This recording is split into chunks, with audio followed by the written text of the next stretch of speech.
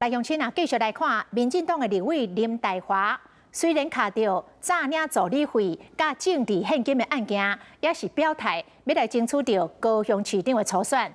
啊，即摆周刊有上新的报道，讲伊甲通发市的主持关系暧昧，会以小女子甲老公互相来称呼。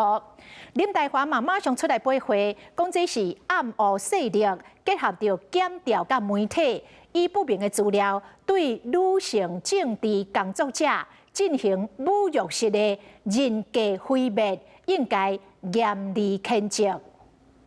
民进党立委林岱华涉嫌诈领助理费甲政治现金案，伊讲伊无被廉政会停权，伊愿意争取党内高雄市长的提名。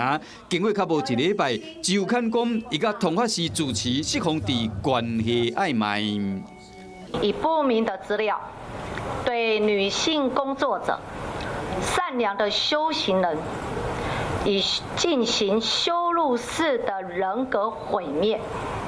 企图获取政治利益，我们给予严厉谴责。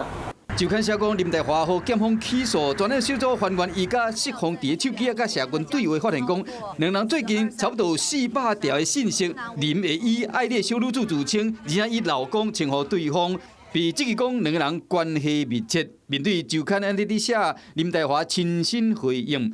被人问讲，这个暗的势力是来自倒位？林岱华无点破案。暗黑势力是来自于党，还是来自于您的对手？正高带，谢谢。